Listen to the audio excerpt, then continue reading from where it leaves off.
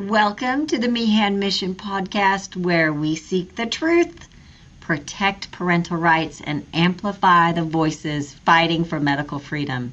Today, I'm honored to be joined by attorney and activist kmfbarry. kmfbarry is the author of The Vaccine Whistleblower, and he's one of the legal warriors challenging vaccine mandates.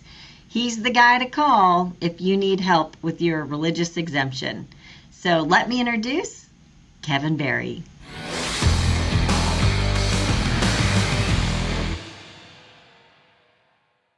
Hello, everyone. It's Kathy, and like I promised, here is the one and only kmfbarry. And I am so excited that you are on the show today because I tell you what, it is very complicated when people are trying to navigate where their rights are. It's, when it comes to vaccinations. And I know we met years ago at the VI event. It was 2019, I believe, where you spoke on the, what do they call that? The lawn, the National Mall in Washington, D.C. That was it. You spoke along with Jim. We had a mighty lineup of warriors. And, just the fact that you were out there speaking and educating people, I appreciate that so much. And I really want the community to know that there's people out there fighting for them. So if you will, please, Kevin, give us kind of an introduction of, dude, how did you get to where you are right now? What happened? Yeah, it's a good question. And I frequently have to ask myself that too, because, it's what a long, strange trip it's been. But in a very fundamental sense, I have three sons. My middle son had a vaccine injury. He was born in '97, so he was born like right into that where the epidemic of autism really started to take off in the early to mid '90s. And we witnessed that he was like fully verbal at one, and he couldn't speak at two. And he had an older brother who was less than 2 years older than him. So like we had recently been reminded how kids take off like a rocket between 1 and 2. Like it's at one you're tiptoeing and saying a few words. At two you have a fully formed personality and you're speaking in paragraphs and making speeches. And so that didn't happen. So we knew something happened to him while he's alive, right? And then right around that time, so 2000, there's a fair amount of controversy about vaccines and autism, and I started looking into that and saw, that there were serious issues potentially about a connection that weren't being honestly looked at, and so that's what started me on that path. And then we had a third son who's a few years younger, and once we ascertained that we were relatively certain that it was the vaccine injury that caused his disability, that if we just avoided the vaccination minefield that's there in the first year or two of life, that there's no reason to not have another child, because at the time and I think still now, they say if you have a child on the spectrum, there's like a 5-10% chance that your next child will be on the spectrum. It's like, what if you do something differently when they're alive, right? So through all of that gave me some perspective, that has informed my advocacy since then. And if you ever said that I would be working like religious freedom rights and disability, if you told me that 25 years ago, I'd say there's no chance of that, right? I never heard the word autism. But then that's, man plans, God laughs, so I've been put on this course, and I never thought it would take 25 years, but not only has it taken it, it's been a long, hard slog, and that we're finally seemingly knocking on wood that we might be breaking through, in DC and in a number of states. So yeah, I think that's what put me on this path. But also, when my third son was not having it, he had no vaccines when he was young, it really underscored how the pediatrician's office was a vaccine store, because like he was never there. Like he wasn't sick. He didn't have,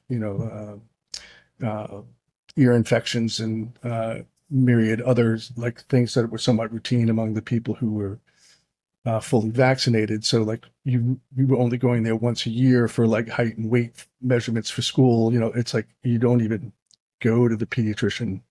Most people who are, if their children are unvaccinated, they don't spend much time there. Right. So again, I know that's N of one, right? But it did seem that uh, just that simple step, like empowering the parents to make the choice for their own children and knowing their medical history better than medical professionals, that shouldn't be something we have to fight for. That should be effing obvious, right? Yes. Like the Should be the obvious. expression that is used like in the Declaration of Independence, like of self-evident. It should be self-evident Hmm. that mom and dad should be making the decisions, not Hmm. not their doctor, or not some medical establishment, or not the ACIP or the AAP. Mom and dad know their autoimmune history. They know what happened to their other children better than any doctor. So that's kind of what put me on this path.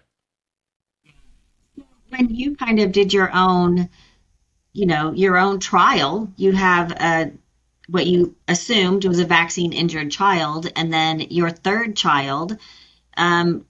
Was it clear to you? I mean, the differences in their abilities or disabilities? Yeah, it was clear. It was clear. Mm. Like the damage that's done. It's to the communication center. Again, I wish I could really nail that down, because like the mystery of how early childhood brain development. It's still an enormous mystery. And just one quick uh, story from back then. When my 2-year-old son was first being diagnosed, we went to a pediatric neurologist, and we knew something was wrong. We're getting the autism diagnosis, and I had my notebook out, and it was like, okay, what are the next steps? What can we do next? And she's like, well, the state of New Jersey will send someone 2 hours a week, for the next year, and then the schools take over. And I'm Mm. like, okay, then what's point number two? That's it. That's all you got. That's all you got for me.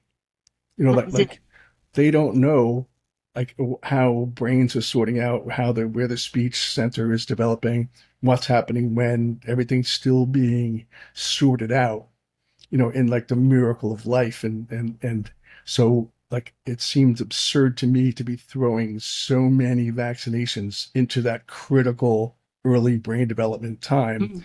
especially when they don't know anything about it, right? They don't really Right. know how Mm. it's happening. So again, this is just like all of these things are somewhat obvious to me, and we have to fight like animals to get the right to do it, to make the Right, choices. absolutely.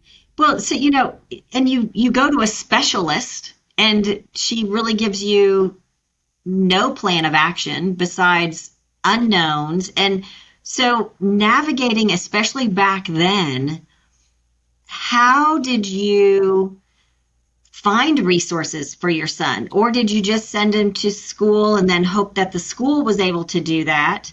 Well, it was school and it was parent networks. Like Yeah, again, I'm old enough to have been in Yahoo groups, yeah, when they were a thing. Although it's like predates Facebook, so it was like early social media. But the parents networks have always been good and strong. mhm, And I know JB Hanley, who's a friend of mine, and he was saying that he like only trusts other parents, like he only right, trusts other parents, like who've right. been on the road, especially like we would know from trial and error to like who were the good doctors, Mhm, who was like which doctors were too interested in selling supplements, and which doctors were actually like trying to heal people, mhm. and then the parent network spreads that around, very quickly. Yeah, so that was your resource. That was your Oh, the resource. resource, yeah, and yeah, and that's where in Generation Rescue we started that. That was JB. JB did that, and I ran it with him for a couple of years. Okay, so that's how you kind of got. So now tell me your profession as an attorney. Yeah.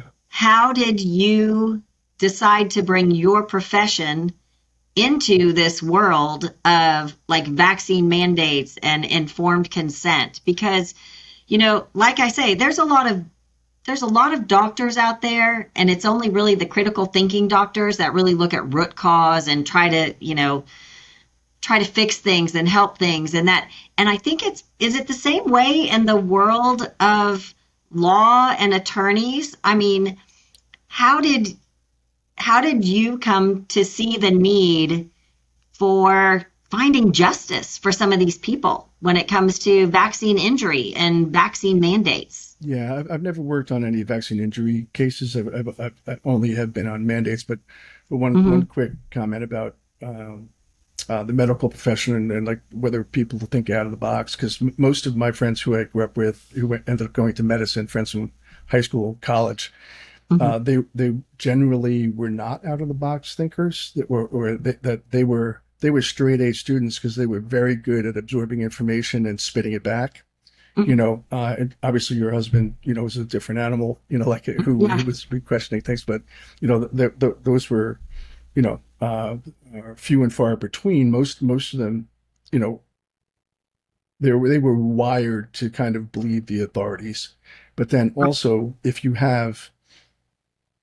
spend 10 years getting your license and you have all this debt, that from medical school, and that if you go out of line, you're risking losing the license.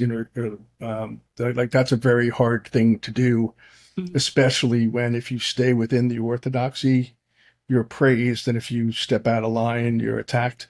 Like I think that's one of those like human nature things of why it took so long to get traction, and it almost took COVID for a whole lot of these doctors to um, uh, say to reach a breaking point, right, where they just couldn't take it anymore. Mhm, yeah. Well, and you were right talking about the intelligent people that go into medical school. And I think the medical schools aren't looking for critical thinkers. They are looking for people that can memorize. Because if you can memorize, all you're going to do is memorize a list of symptoms and point it to a pharmaceutical. And then the patient's going to come in with a list of adverse events from that medication, and you're going to spit out another pharmaceutical. They don't want the new doctors, the medical students, to ask them, well, what's your water source? What's your lifestyle? Do you eat organic? Right. What is your stress level? They are not looking for those critical thinkers. And I think that's something that really needs to change. I mean, we got to change the way our healers look at healing when it comes to the medical profession. I So, agree 100%, and I mhm, think it's like starting to move in that direction where mhm, like it's either you're going to be like going to generally holistic healers, or more natural healers, or more allopathic, pill and drug.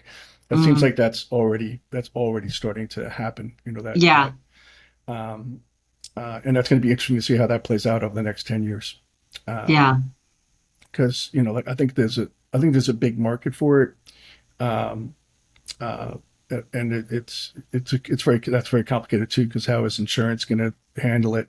Because I think like some people are wanting to have like the catastrophic health insurance for like broken bones, but mhm, they'd much rather have going to a more naturopathic doctor, um, if they could have that covered versus their copay to the regular more mainstream physician, there would be an enormous market for that. right. I think if people start to wake up to what they're paying, I think in 2004, the average single person paid almost $9,000 in premiums, Yeah, and that for their health coverage. And a family paid about $26,000 in premiums. And that's if you don't even go to the doctor, you're paying yeah, that in premiums. What people need to do is they need to critically think through this. right, And they could have taken all of that. And, for example, our clinic, functional medicine, we're cash only. yeah, We don't do anything with insurance. And you could easily afford care with those types of payments that you're paying there. They just need to redirect it. And yeah, keep a catastrophic Yeah, policy right, for right. if you have cancer, if you go to the hospital, if you're in a car accident, that, we need critical thinking people to do that Yeah, too no, and just kind of I like think that's where it's going. redirect. I think people are Hmm. actively working to build those systems too. Um, Yes, yeah, thank but goodness. as it applies to lawyering, like I back in the day, I worked for the federal government, like fresh out of law school, and so again, there was nothing, radical or that I'd be, doing things that were, uh, well, the big picture thing about it of why there's so few lawyers doing it is there's really no money in it, because the money is all coming working for pharma, or having clients who can pay your bills versus like the injured people and the people trying to get exemptions. They're a lot of times as students, they don't have a ton of resources. I'd say more than half of True. the exemptions I've written are pro bono, like over the last 10 years. Hmm. Because um, it's just I don't like to leave people hanging uh, Hmm. uh, when it's something that's so fundamentally important. But where to your question earlier about where the rights are, and it's kind of in a weird thing, like especially as it comes to employees. Your religious freedom rights are buried in labor law, and your human rights are in labor law. So where we've come into, and I think you sent some people to me from who are trying to go into medical school or nursing school, Hmm. and they're trying to get exemptions for vaccines, and in your part of the country that's feasible. Like it's much easier to do that in red states than blue states. Um, but it's because they're not employees. Like and this is laws that need to be fixed, right? It's not because it's a gray area for the judges. The students doing clinicals are not considered employees; they're considered more like volunteers. So they don't have like it's not concrete that they have the same rights as the janitor or people who are on salaried staff. So they kind of put the screws to the students. Um, I think that the people in that world generally have a bias that is pro-vaccination. So if they can squeeze the arm of a 18 and 19, 20-year-old to get them to comply or make it seem difficult or impossible to get an exemption, they get a lot of people to comply just by like intimidation tactics. So, where I can come in is, and this is where a lot of people make mistakes when they're doing exemptions, both for school and for work, is if you have hostile reviewers, the uh, and you start your religious exemption with under Title VII of the Civil Rights Act of 1964, like you're not, they're already getting out the red pen Yeah. and saying, you're talking law, and if you say, oh, my sister had a vaccine injury, or there's autoimmunity in my family, as relevant as those things are to your decision making, it's not purely religious, right? So the way I've had great success is helping people like edit those two things out, like where the religious exemption is purely religious, and then I'll write like an advisory letter, because there's no controversy before the court. It's a consulting letter, just in Mhm. where I'll tell them,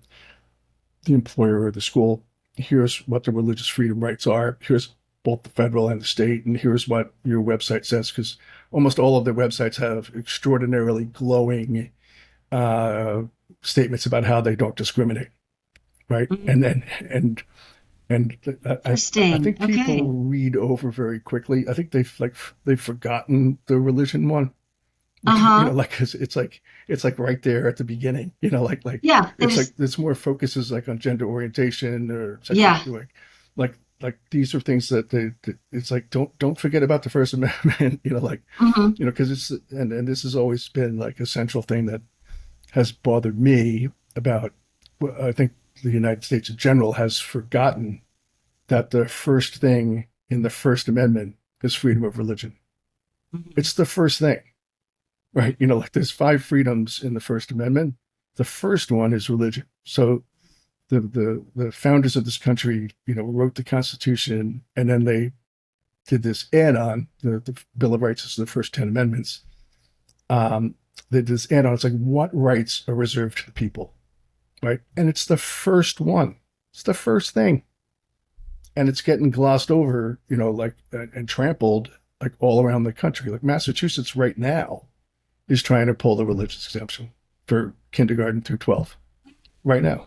Aware that Mississippi just got their religious exemption back? I mean, what are these?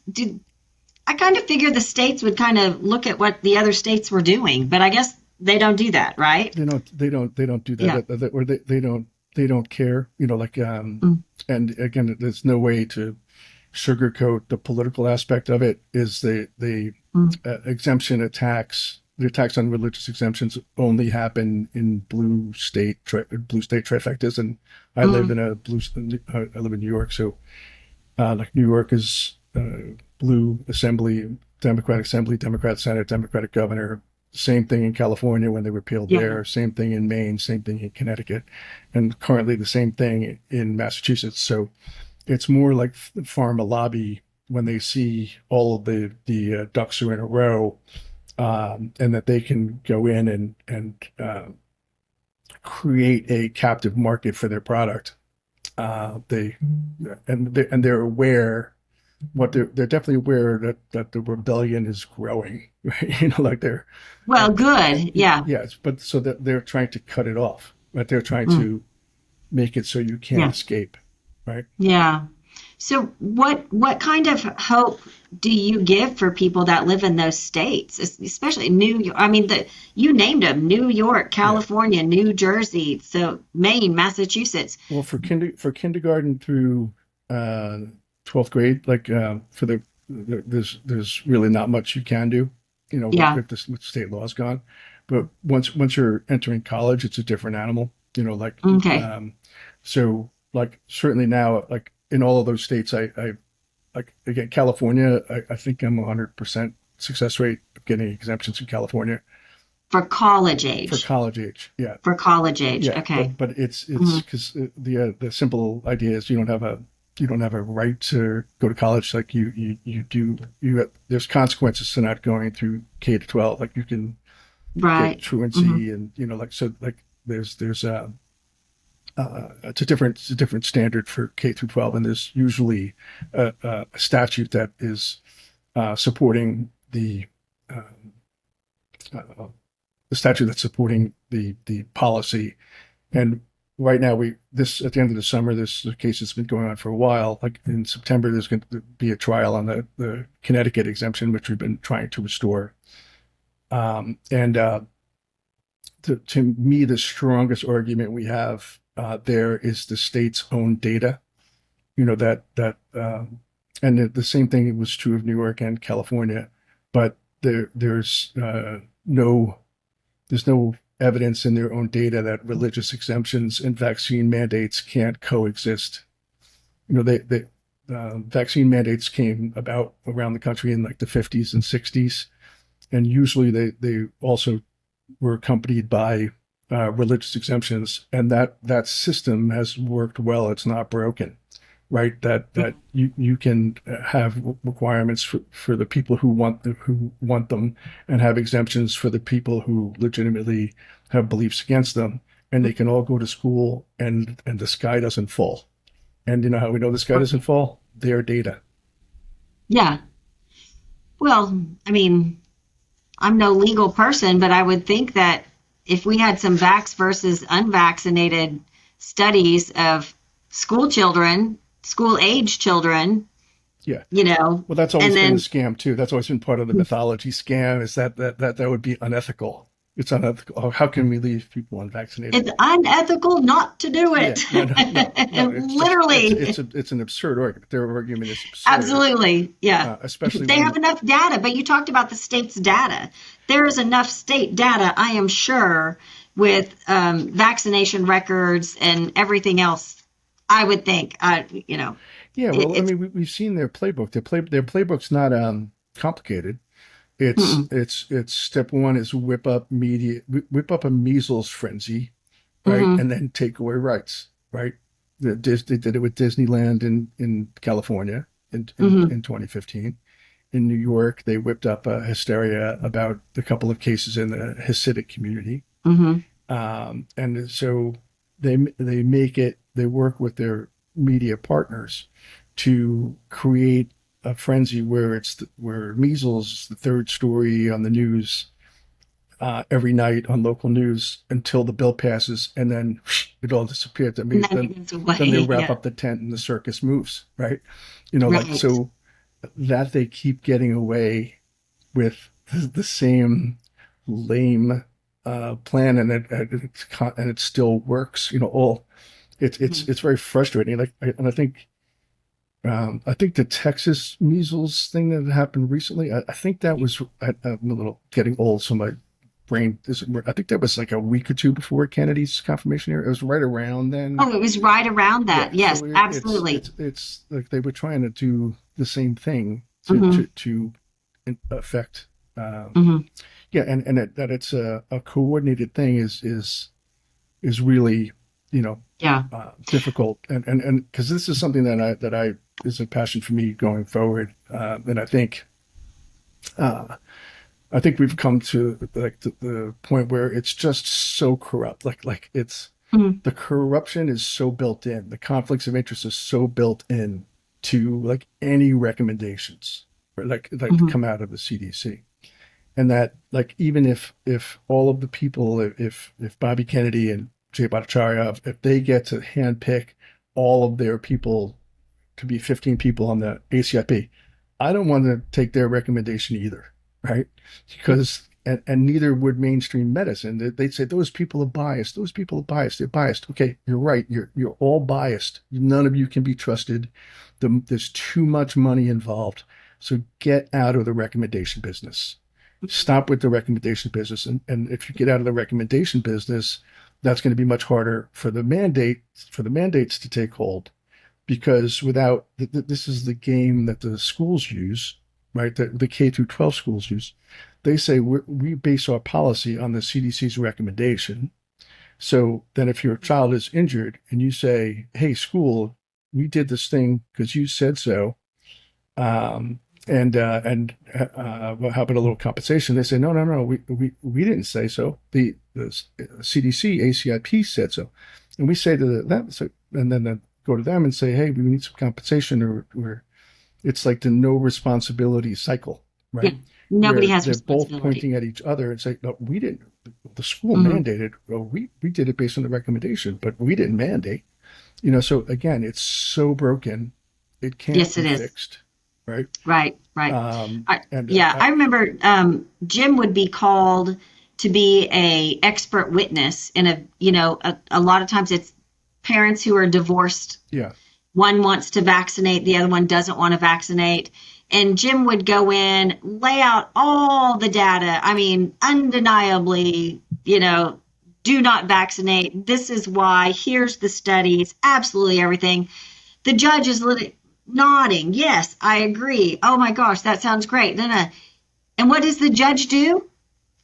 Well, the CDC says vaccines are safe and effective. The parent is allowed to vaccinate. all the time, It's all the time. all the time. Yeah, I mean, so he got to a point where he just said, I cannot be, he did number one, he would not get paid to be a witness yeah, because he was like, I don't want to have the financial bias in there. yeah, And so, but I will no longer be another witness because the system is rigged to vaccinate.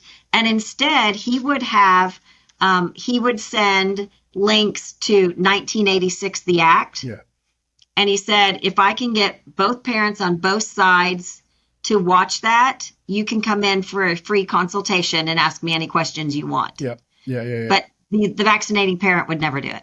No, So, right, and a lot of times, you know, like, and I've seen that all over the country. You know, a mm, lot of times those are just usually it's the dad who wants to vaccinate more, and I think they're just using the children as yeah, pawns to hurt each yeah. other. And they know it's important to the mom if they're angry, and Mm, it's and like, I've actually had some, like, not took off my lawyer hat and said, "Give me the number of your ex-husband," and I would Hmm. have like the man-to-man talk with him, and Right. of, like are you willing to, risk, like, especially because some of these kids are already like in special needs, maybe, or likely because of vaccination, and the dad's going to do that again to hurt the mother. Like, you're going to hurt your child, to Mhm. and so I've been able to talk some of them off the ledge, that way. But, again, I've seen so many war stories. Like one, like you just described with Jim, was a parent who wanted to get Gardasil shot, and we had a very, uh, we had a prominent doctor and a beautiful, eight page, why Gardasil's not advisable for this like 12-year-old who's not sexually active, and here's the studies from all around the world, and here's, like, oh, there's, I think, 212 countries. Here's the 210 that don't recommend it, Yeah. and it's not required for school, right? And still, same exact thing you just said, CDC recommends. Like Yeah. again, 8 pages lit on fire, and CDC recommends is why. So you got to get them out of the recommendation business. Yeah. Absolutely. Absolutely. Evan. So, as far as like, I know you said I've sent you a few people. They'll contact our office and they'll want a medical exemption. Yeah, And we do write medical exemptions in some cases for some patients, but there are particular states where we can't write a medical exemption, and those would be like yeah, California, New York, New Jersey is one of them, because of just the red tape involved, and the risk of our physicians' licenses. yeah. No, yeah, And we always recommend trying to do a religious exemption. um, yeah. what what's your take on people denying a medical exemption? Well, it's crazy, but it's the world we live in, and Hmm. it's I mean, that a non-treating doctor bureaucrat, like in the state capitals, overruling the doctor who treats the patient Hmm. is, like, again, self-evidently absurd. But that Yeah. is where we live, and they are going after doctors' licenses, Right. and they have, so this is one of the there's so many reasons why I think religious is better than medical. I'll go into a couple of them, but at the top of the list of why is you're protecting your open-minded doctor, right? Like, don't put, if you can achieve the same result without putting your doctor's license at risk, go do it that way. Plus, medical exemptions are generally like per vaccine, one vaccine at a time, 1 year, right? Whereas religious, depending on what your beliefs are, it can be for all vaccines, and it's much more open ended for on time, and it can be for all vaccines. Again, in the last 2 or 3 years, like, most people started just asking for COVID exemptions, but as people have woken up to, um, what's happening with other vaccines, I'd say most of the ones I work on now are people looking for exemptions for all vaccines. Right. Yeah. Yeah, because like I said, we met you back in 2019, and this is pre-COVID. Mhm. Everything was about the childhood vaccination Yeah. schedule. And so, here comes 2020 and here comes COVID and the vaccine mandates. What was like, what was your response to that? Were you just bombarded by inquiries, and what do I do? How do I help? And I mean, and what do you guys do Yeah, for we were all pretty that? we were pretty bombarded, especially Hmm. New York City was terrible. Hmm. They were letting go a lot of cops and firemen and teachers, a lot of, like, the salt of the earth types of, uh,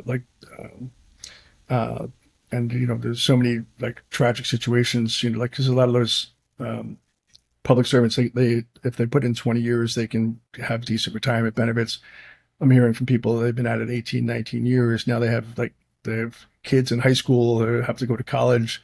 So it's like, roll up your sleeve, or potentially risk your livelihood, your pension, and so there it was really unbelievable how the unholy alliance between pharma and the state was putting people in the crosshairs, and again, this is where this gets back to another part of your question earlier, and where that I mentioned before this call, where I'm gonna try to break into the podcast world too, probably this summer, is because the courts don't move at the speed of life. Like we had some people, Jim Rodriguez, was spearheading the cases. It's they lost their job, but eventually you win in court, you get reinstated, but in the meantime you haven't had a paycheck to feed your family. Yeah. You sold your house, like because it Oh, took 3 years, right?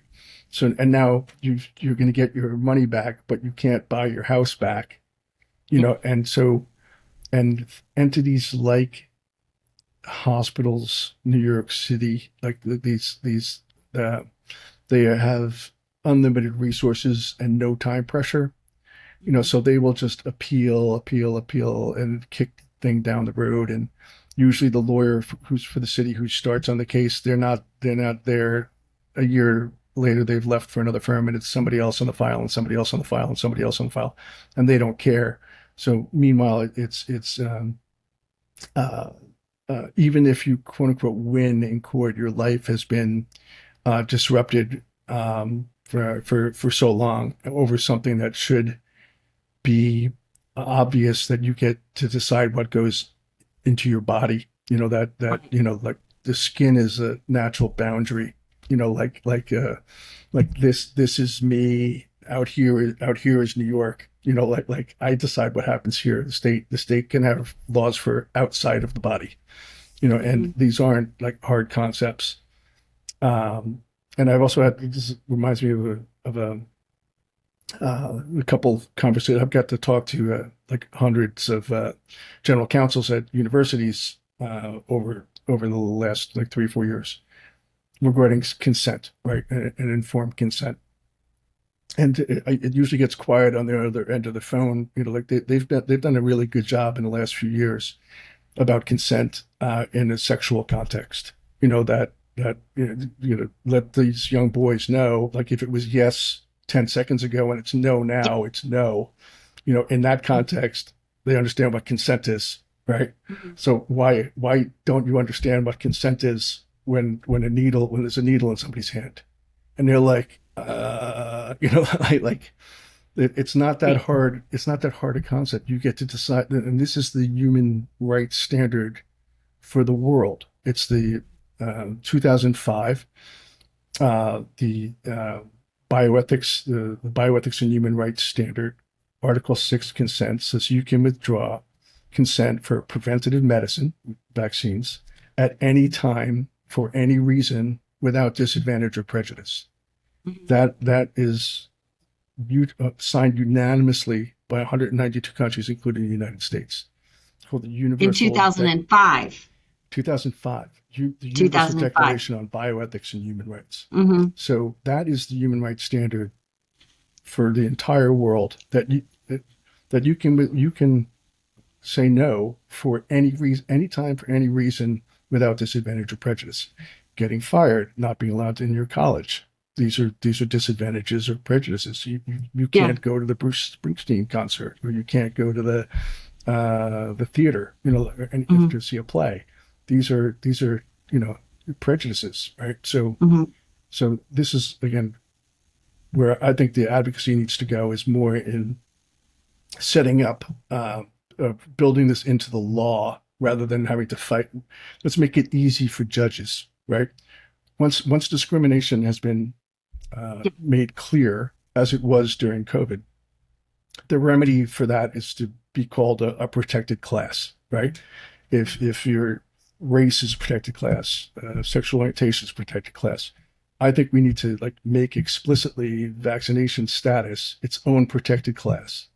Mm-hmm. We've had discrimination has been established, and then if at some point in your future you're being discriminated against because of your vaccination status, you can go to the judge and say, look here in the statute, it says you're not allowed to do this. And they're like, oh, Right. okay. Right. Now we've made it easy rather than try to have your vaccination status fit into a religious right. Mhm. Right. To just Let's go, let's go That's direct. what it is. Let's go Yeah, it's direct. good. It's good to go. Yeah. No, I agree. I mean, I've always said the fact that schools, you have to get like Oklahoma, you can have a religious, you can have a medical, or you can have a philosophical, which is just the parent just has to Yeah. sign it. I mean, to me, I shouldn't have to sign anything. It's just like, no, thank you. That's it. Just a simple no, thank you. Or we're not signing up for them. If people want to go get vaccinated. Yeah. No, I Do agree with whatever you that. want. I would Yeah. agree with that too, but from a pragmatic standpoint, Hmm. we're not there yet. We're certainly not there yet in New York, right? So if in the meantime, like I think we need to bolster the religious right, Right. where we I can, agree. and Hmm. then strengthen or new rights to opt out, like to Hmm. just to generally to opt out in all ways, to opt out of everything. There's so many things coming Hmm. down the pike, including mandates. The wearable medicines. Neuralink is one of like Musk's businesses where they want to like put a Yeah. chip in your head so you can like be linked to AI. You know, like Yeah. like like no, thank you. Yeah. No So thanks. yeah, Let somebody else. and Somebody else go there's all right these ahead. other kinds of surveillance things. Like there's a lot of Yeah. things happening right now that I and almost everyone I am friendly with want to opt out from. Right. Yes. So I think we want to strengthen the ability to opt out for Hmm. individuals and then go back and fix it for everybody else. Right. There's a whole lot Yeah. of people that, but the people who understand the dangers, they're not protected yet as individuals. Like, Hmm. and the government and the courts are not set up to protect individuals. Like they're set up for governmental power and Right. and corporate money. Like usually those can combine to trample individuals. So we got to booster boost individual rights and then later come back and fix it for everybody. Yeah. Yeah. I mean, that makes sense. I mean, so, as we've gone through the years and as COVID is here and now it's 2025, there is no more vaccine mandate, except for it's still on the schedule for pregnant women. It is, by the way, people, it is still on the schedule for unhealthy pregnant women and unhealthy children. I know it got taken away for healthy pregnant people and healthy children, but that doesn't, we still have this group of, and who's going to determine if they're healthy or unhealthy? The pediatrician giving the shots. I mean, can you clarify that for me? Because to me, I mean, it's a step in the right direction. It's a baby step in the right direction. It's a baby step Yeah, in the right and direction. because all of these mandates need to go. Like again, if you're Hmm. and this is where when I say that I think CDC should get out of the recommendation business, the FDA they'll still be in the licensing business, right? Hmm. You can have product licensed for those who want them, right? But you Right. remove the recommendation Hmm.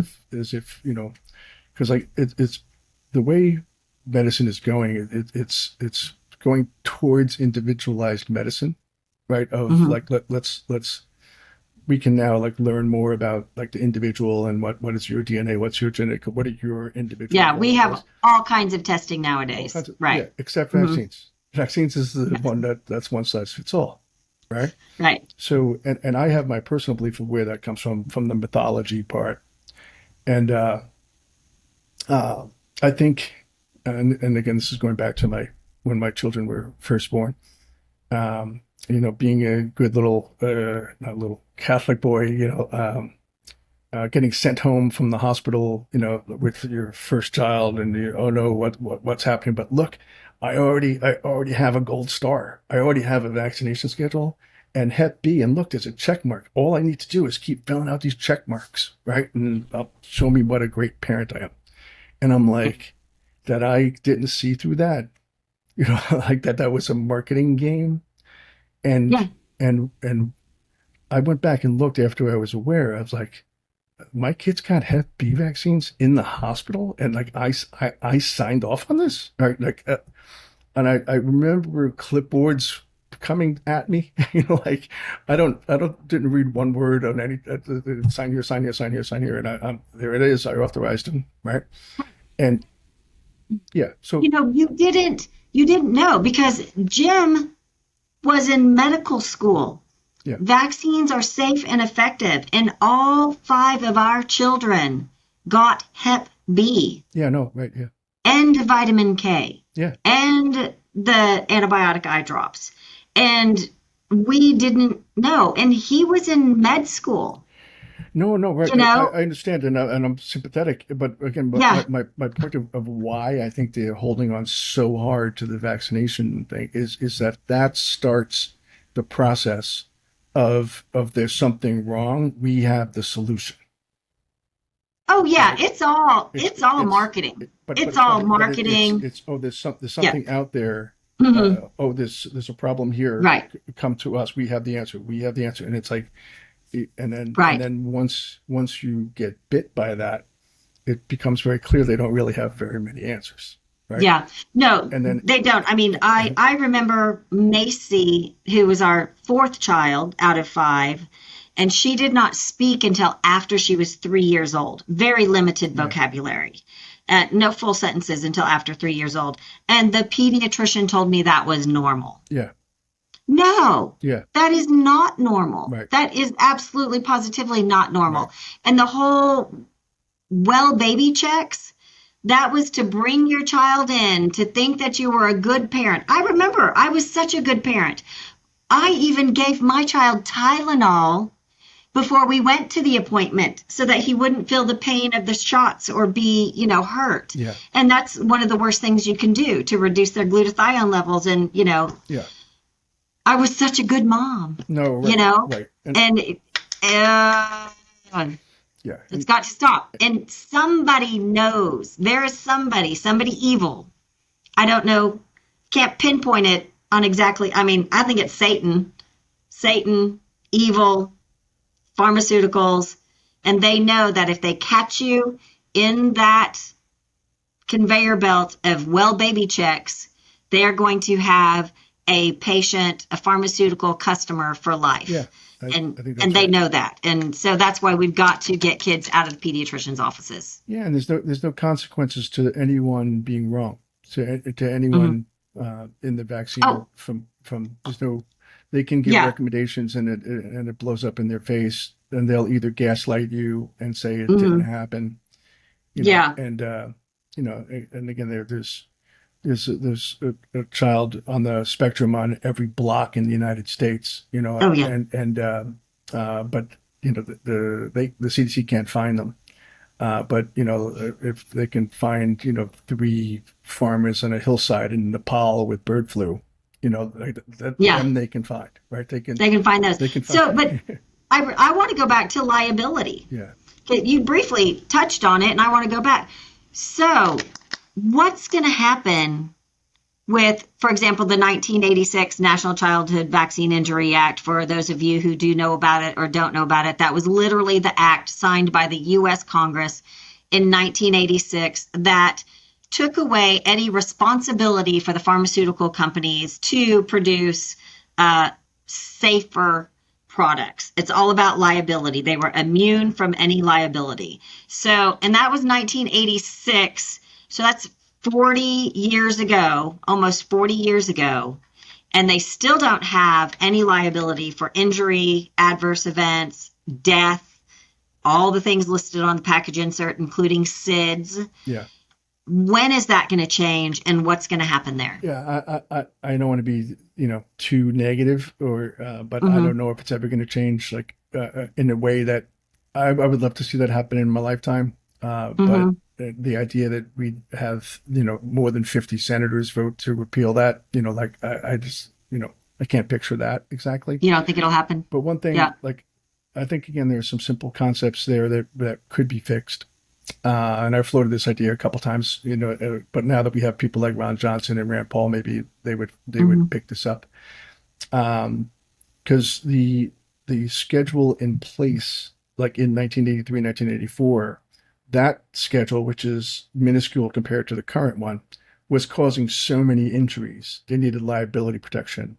And now it's 3 to 4 times Yeah. more, right? Hmm. So the much smaller schedule was causing too many injuries, Hmm. which required liability protection. So Go figure. how about this as a way to amend the 86 Act is to say that only vaccines licensed as of 1986 Or is it? have liability protection, Mhm. because like Yeah. that's the intent of the law. It wasn't Hmm. intended the way it's written. It wasn't intended like it was For open all ended. It didn't future. say it wasn't going to include Hmm. newly licensed or newly recommended.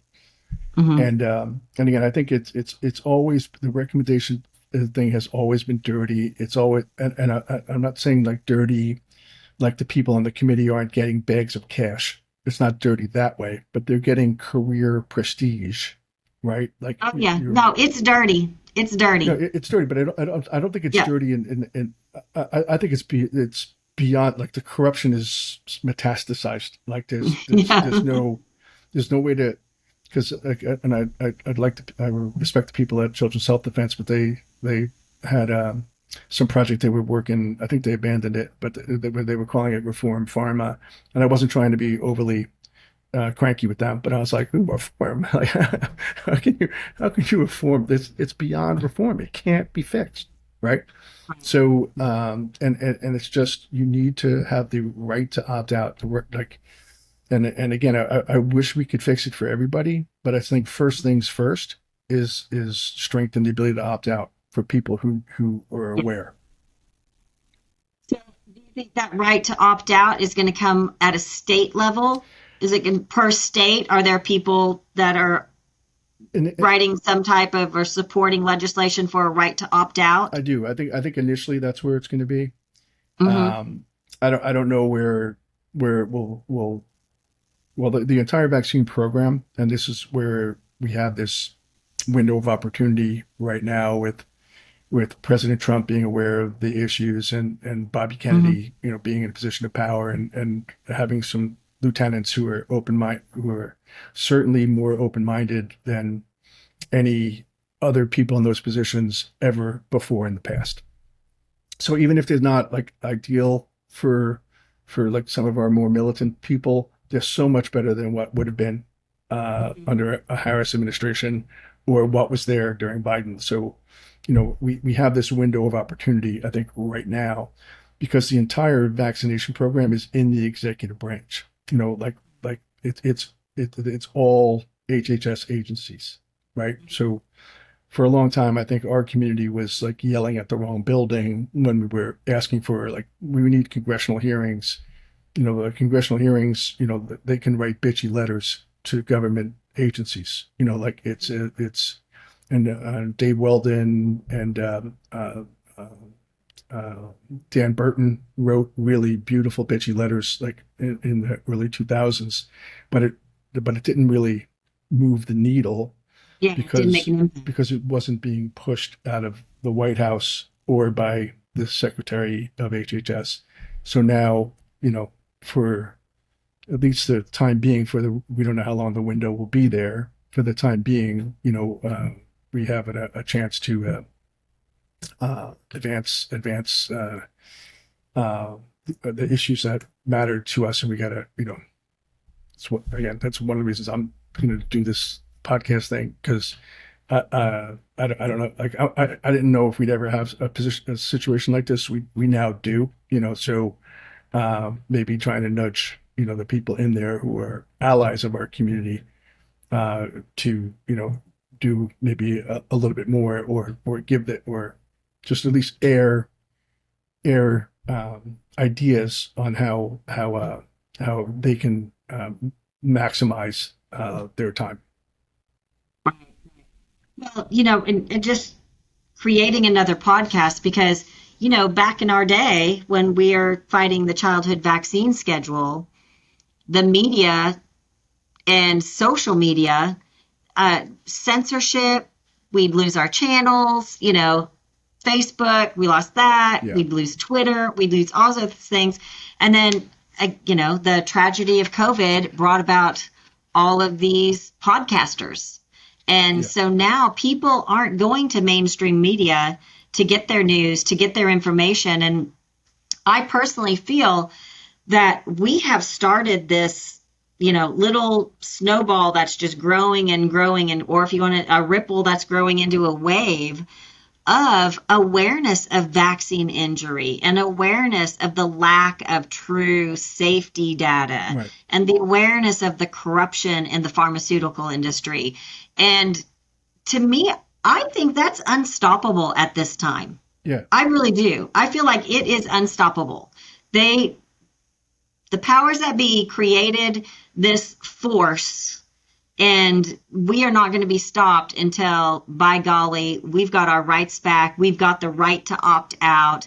We've got vaccine manufacturers liable again for something, whether it be post 1986 vaccines or whatever, or just the fact that, we're going to have more independent scientists and doctors literally looking at all this. I mean, just vax versus unvax book, all these things that are coming out. I mean, your whistleblower book, which, people need to realize that the CDC is full of fraud.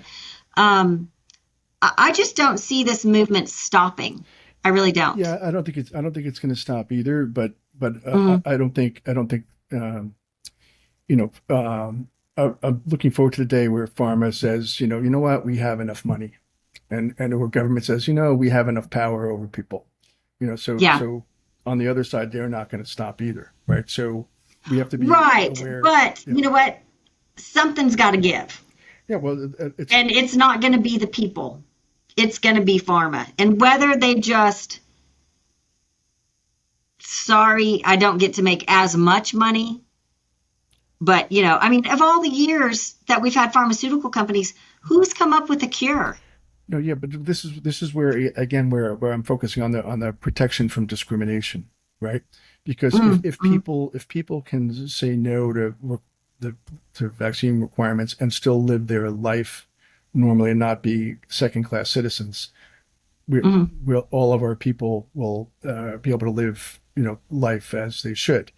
But the way things were trending 2-3 years ago, even when Fauci was saying things like, we're not mandating vaccines, what he was saying was, we're not going to hold you down and put a needle in your arm, but you're going to have to live on the edge of town in a shack like Ted Kaczynski and ride a bicycle to town to get your food, which will leave on the curb because you can't come inside. Yeah. But so that was their, we're not going to force you, like it was. And again, all the tech is already there, for social credit score stuff like's happening in China.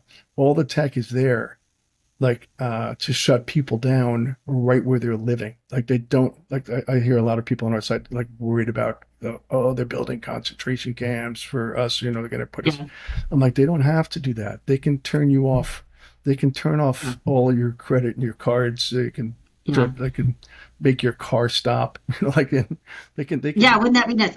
Maybe I'm too much of an optimist. No, but I'm with you. I'm not trying to be overly negative. I think if it wasn't, we were going in that direction. Yeah. Definitely going in that direction. And had we not had the miraculous changes in our administration, and I think it's going to take us a long time to get there, but and I think there's going to be people sucked into that world, and they're going to be fine. They're going to love it. They're going to have their little VR friends on Facebook. They're going to be there. We're going to have those. And, if you want to be one of those, go be one of those. But I think we're going to have maybe parallel systems. And I would be fine with that as long as our side of the parallel is not second class in any way. No, we're not going to be. We're too smart. No. Well, Just gotta, Yeah. again, we just witnessed it. Mhm. Witnessed it. And what, and again, there's, Well, and but there's a lot of, I was going to say there's a lot of dumb people. yeah, well, There's a lot of ignorant people, meaning uninformed, that they had no idea. There's a lot of people that have no idea what's going on no, right, still to this day. right. And again, They're going to be the people that I don't, get in hopefully it trouble. doesn't sound like I'm being overly negative because I want to live in Yeah. the world you're describing, right? But there are a couple of places, as much as people want to live with the government outside of their life, and I think that's a common thought. Yeah. There are a few things like driver's licenses, like passports Yeah. that are pressure points, and again with what they've been using for Mhm. decades, access to public schools, right? They're Right. they're using these pressure points, and this public schools they've been using for decades. But Mhm. could they try to? Oh, you can't renew your driver's license unless you're up to date, right? And then it's, Mhm. oh, you don't have to get the vaccine, you just can't drive. Yeah. Like these are Yeah. not. It's not impossible for that to be in some places in some states.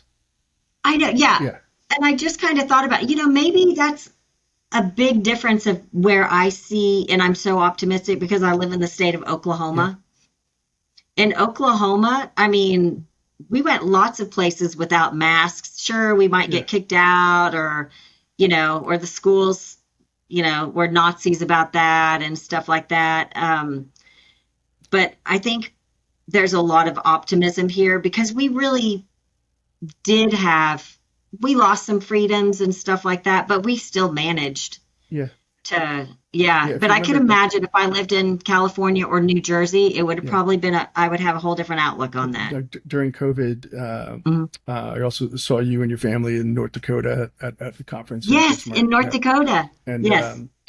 one of like the central slides that I was only accepting like things to speak at because I had too many other things going on in the Midwest or in red states because that I wanted to appeal for help. And the biggest slide I had and got laughs in the crowd, but I wasn't kidding, was I was calling red states to the rescue, right? Like we need because like that I do think that's how these rights can get locked in, right? Yeah. If the center of the country can make efforts to make vaccination status be something you can't be discriminated against, and then Hmm. spread it from Oklahoma, Right. spread it Hmm. west, spread it east, right? Because Hmm. the whole Northeast is a lost cause. All the states that touch the Pacific Ocean lost cause politically. Yeah. So, but can we? Is it possible to get these rights? Can you get it in D.C. against the pharma lobby? Probably not. Yeah. But So can you get it much more in difficult. Yeah. 25 states in the heartland? Hmm. You can. Yeah. And that's how we should be approaching it. Yeah, no, I think that's a fabulous plan because I always talk about, Jim was really good about courage is contagious. He Yeah. would speak up and be loud and encourage people. And then you meet your neighbor who, oh, wow, they think the same way we do. And Yeah. then again, it snowballs again, Yeah. No, That's what, absolutely. And I think I had nothing to do with it, but I saw Idaho pass some good medical freedom laws. So that I think is the way it'll move. It's like some people in Montana will say, how come the people in Idaho have these rights and we don't? And then yeah. Montana has it. And then North Dakota says, how come Montana has it and we don't? And then it moves. And Hmm. that's how you can knock the dominoes Yep. down. Right. I love that. Yeah. I think that's great. I think that's great. Is there anything like that our community needs to know? Number one, how to get a hold of you guys if they needed Yeah. any, and then like what is kind of like the takeaway for informing people of their rights, what they should be looking for, or what do they do when they're faced with the mandate situation that they don't know what to do? Yeah. Well, the best way to reach me, uh, I I have an email address or a Proton, which is a good a secure email service.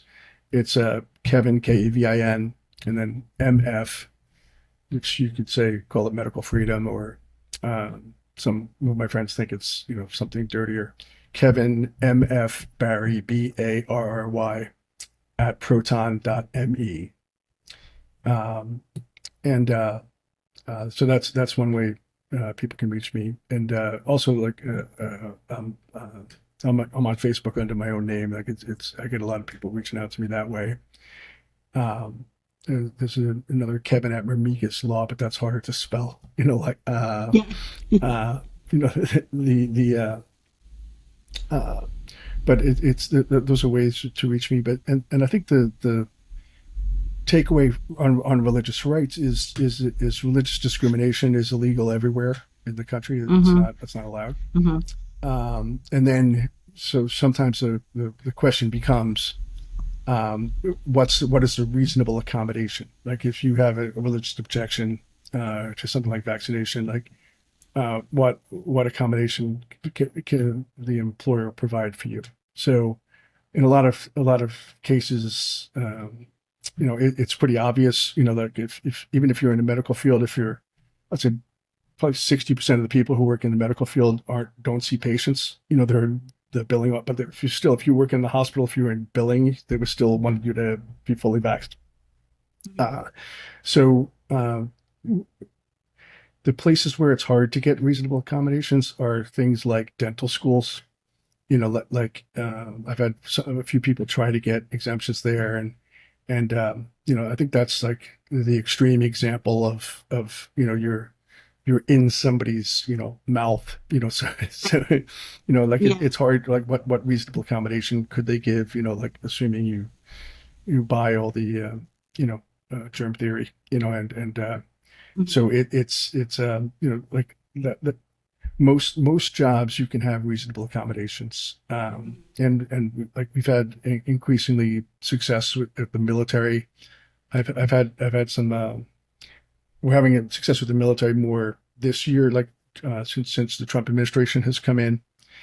But sometimes with the military people that they've had to agree to, because I've had some people at like the Naval Academy, and they had to agree to or acknowledge that there might be some aspects of service that they can't do or they won't be able to do.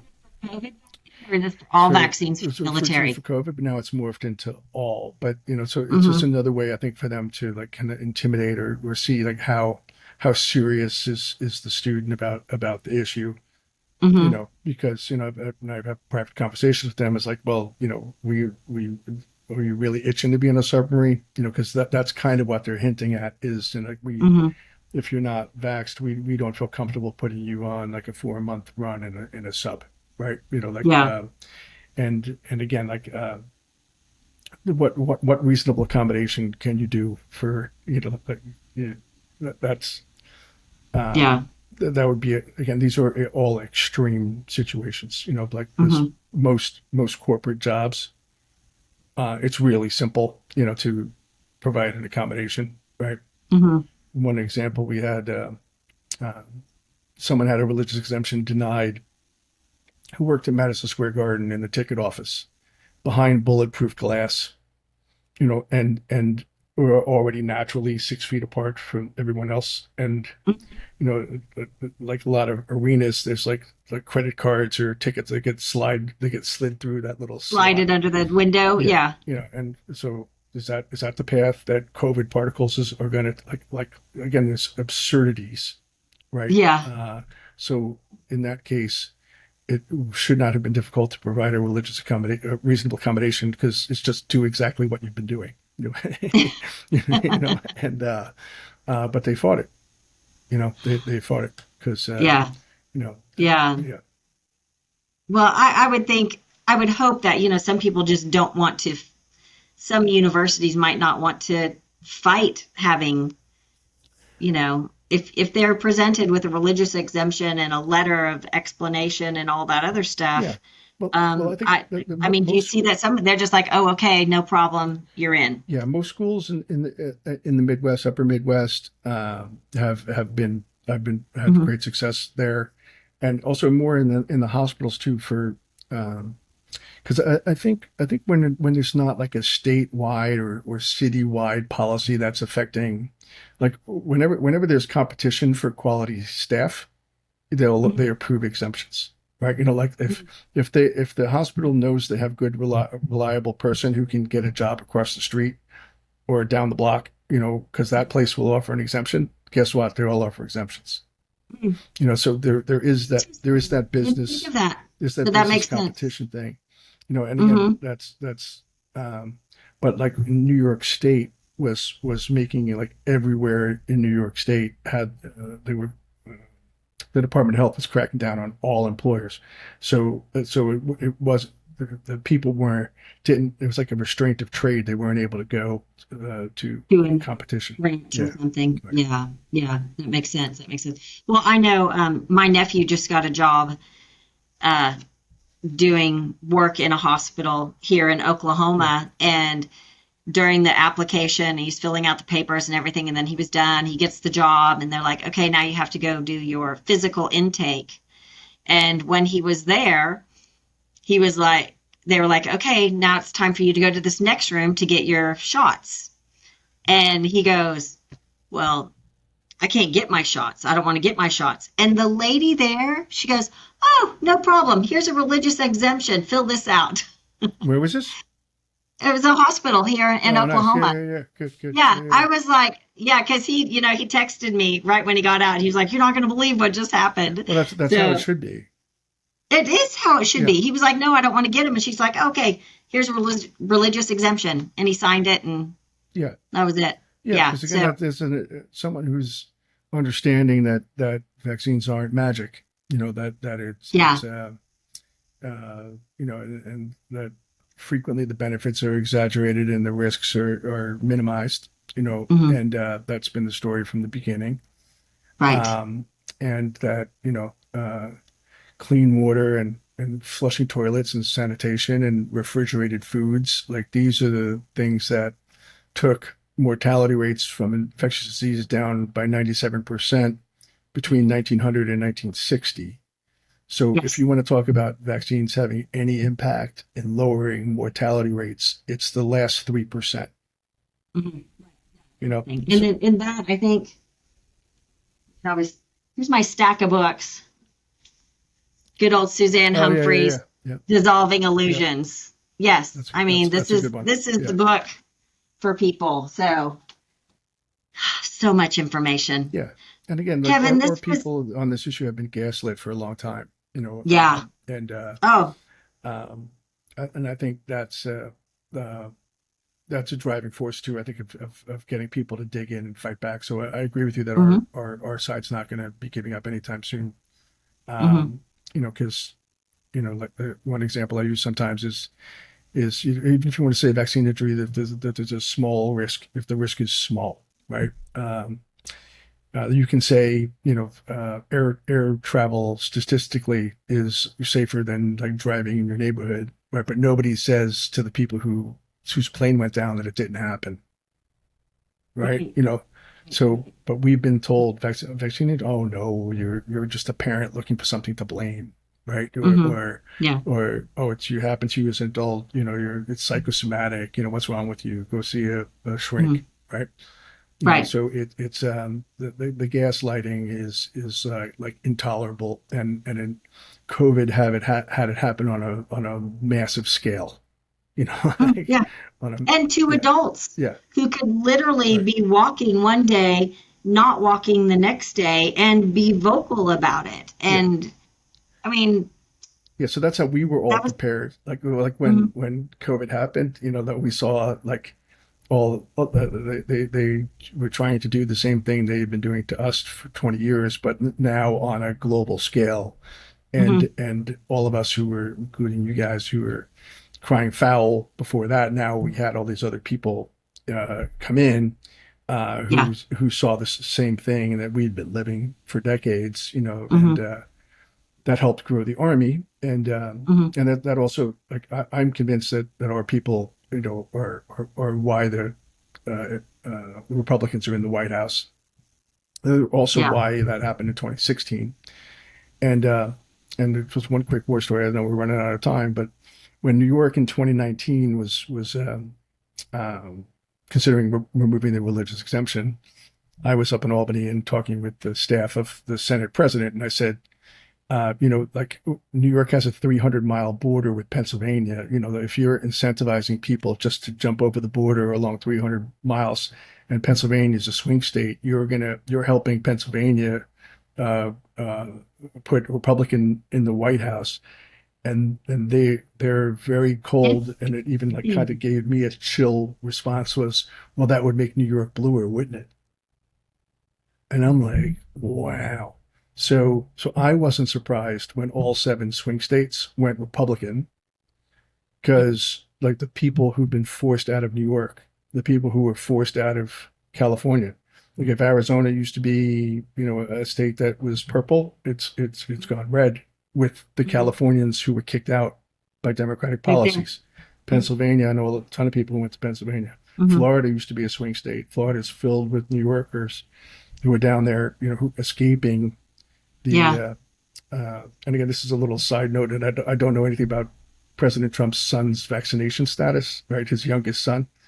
Mm. But if we can assume that he's not fully vaccinated, when he came out of the White House, they relocated to Florida instead of New York.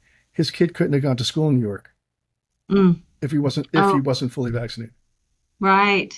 So Right. like he's another religious freedom refugee potentially. Again, I don't know Yeah. anything about his vaccination status, Yeah. but I don't either, but that's really an interesting thought. And it's like, well, I feel like people, when they left California, a bunch of them moved to Oklahoma. I mean, we have yeah, all kinds of transplants here because they wanted to come for medical freedom, and that was great because they just, made us more yeah, and conservative and and strong. if one Mm. party's policies forced you to uproot your family, you're never going Mm. to forget what party that was.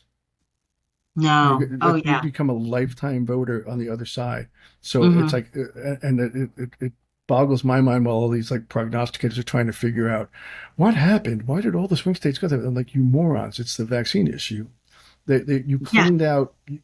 You're going to win California anyway. You cleaned out a lot of people from California. You're going to win New York anyway. You incentivize them to leave, and when they're leaving, they're voting Republican, Hmm. and then they're spread out over a number of states, and they're all voting in a certain way. And just one other quick one, because we one of the cases we did in New York was for an Amish family, because New York State was closing Amish only schools, right? In like the Finger Lakes region, like New York's a big place. Like there's a lot of dairy farmers up there, a lot of Amish dairy farmers, and those families, the three biggest states of her Amish and Mennonite populations are Pennsylvania's one, and then New York and Ohio are two and three.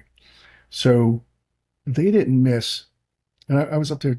It's very interesting. Like you can't do Zoom calls with the Amish, but like you have the conversation in the park across the street from the courthouse. And they were like, "Well, we have cousins in Pennsylvania, and they're concerned about this." It's like, "Well, you tell your cousins, like that. Don't you know which party's doing this to you, right?" So more than 200,000 Amish registered to vote in Pennsylvania. That's the margin of victory for President Trump, and they flipped the Senate seat. The Amish, right? But that's not in the press. And the press is saying, "Oh, it's because they were upset because there's like a $25 tax that the state wanted on raw milk." Like that is such BS, right? They saw their their family members 100 miles north have their schools closed by the Democratic Party, and then they were not registered before. They all register Republican, vote Republican to keep their schools open. It's not rocket science, but the media is not covering any of that. Yeah, I'm gonna have to write a book about that one, because that is I think that's a great idea. that's a because again Hmm. I had the conversations with these people in the park, right? Hmm. And they spread the word, and Right. some of them were even going to relocate. They're going to sell their farm here and buy one in Pennsylvania, Yeah. so they can go to school. And and that's a natural conversation. Like it's like why'd you come to Pennsylvania? Oh, because you're close to schools. Yeah. Yeah. Yeah. It's ridiculous. I mean, if you and I feel like you and I know what some common sense things are. And so if we could just fill that knowledge gap to the other people that don't quite have the common sense. But, they're probably saying the same thing about us. They're like, what? There's, I think there are some true believers, that vaccines are a magic and that vaccines save Hmm. the world. And, I think there's a handful of those, but I think Hmm. mostly it's driven by money. Oh, I think yeah. it's, I don't think there's that as many true believers. Hmm. Yeah. But, I did see there were people who I know, who I used to respect, like who was saying that if you don't have like a negative COVID test within 3 days, you can't come to the house for Thanksgiving. I would be like, like how did you make it, you know through high school? Well, Like if there's that's that your group if of that people yeah that they can put on their virtual reality. They can go find Facebook friends and they can go do whatever they want to do. yeah but They have that right. Yeah. again, there's so much of it to me was virtue signaling. That because not only was that their policy, they had to like put it on Twitter and Instagram and Hmm. Facebook, like just to show how uh, brilliantly, how brilliant they were. And Yes. and then it's unfortunate to then see some of them not not living 5 years Right. afterwards, and Right. you do want to be cautious with the "I told you so's" in those situations, Hmm. but it's that there's a lot of there there are a lot of people living the consequences of being wrong about that, Hmm. and Right. I think And and sadly admitting it too. yeah I mean, admitting it, and you just we pray for them and give them as much help as we can. We get those people in the clinic all the time, yeah vaccine injury and and then the one thing those I'll say types of things. about exemptions, so like if you think it's going to be tough, or you have a hostile thing, like, trying to do it by yourself it'd be better to reach out to someone like me, like Hmm. because it's if you sense you have hostile reviewers, uh, uh, you're probably right if that's what your instincts are, and Hmm. and there is like a mix of legal concepts and religious concepts, and if you try to muddle them all into one, then you can get a denial, and then trying to get a denial overturned on appeal is harder than getting it right the first time. So that's where Yeah. I try to encourage people to get it right the first time. Right? Don't play from behind. To my mind, not to extend this conversation longer, but I know we discussed California, but I have a particular issue of a child wanting to go to a Catholic school in Texas, and they won't accept a medical exemption or a religious exemption. Yeah. Do you have any thoughts on that? Yeah, um, it's probably I'm choking on the, uh, Diocese? I think it's called the ecclesiastical exemption doctrine, right? Which is Mm-hmm. a weird thing. I think that's what it's called. And Florida has this, where it's kind of gotten bastardized, but it's where the state, I think it's a good concept, where the state doesn't tell religious groups how to interpret their religion, Mm. right? So like there were some schools in Florida, religious schools in Florida, that were denying exemptions, even though the state the state very liberally, like you all you have to do is go to the like your county health thing. It's a 10-minute thing. You go in there, they get a form, you sign it, and it's over, right? But um, they have a policy where the state doesn't intercede, and I don't know if Texas has this. They probably do, Mhm. because it would be a like-minded place where they don't. The state is reluctant to go in and tell uh, uh, a religious school how to interpret their religion. And the bright side there is on both of those situations in Florida and Texas, is you can go to public school, right? Like like it's not as bad as in New York where neither of them will take care of it. But it is a weird, quirky thing that there are some religious schools in red states that are not uh, uh, accepting religious exemptions, and this is Mhm. another thing that would bother me as someone raised Catholic, and I went to a Jesuit college, and understanding the catechism pretty well is you don't, like the whole idea of everyone's faith, your faith is individual to you, and you're responsible for your own conscience, right? So like what a bishop says or what a cardinal says or what a pope says is not more important than what you that is Catholic catechism. That's Catholic doctrine. So Mhm. like religious schools not honoring religious freedom is makes my brain explode. But but it's been happening. Like what? Yeah, and here's a quick war story. One last one from Connecticut. There was the largest diocese in Connecticut. I didn't get to the cardinal level, but while the bill was pending, I was encouraging the diocese to stand up to the state and say why can't you say our schools are the state saying that they don't have them, we don't have to accept them anymore, we're changing the law. Why can't you say F you state, we're accepting them, come and get us? Because Yeah. again, imagine the state closing down the diocese. I think had like 26 schools coming in and closing down 26 religious schools. You know how quickly the governor would get voted out if they did that, right? And then their pushback was, and this is, again, there's a lot of things that make my brain explode. The pushback was, well, if we did that, we'd lose our funding from the state for the school nurse. And I'm like, that's the only thing. It's like they have this like traveling school nurse that like goes to different, a couple of them Mhm. that go to like 2 days a week, 2 days a week, or whatever going around. Right. So like the only thing that the state provides to the Catholic schools are the vaccine enforcers. Oh, And they were afraid to challenge the state because mhm. they'd lose the vaccine enforcers, Yeah. the funding for the vaccine enforcers.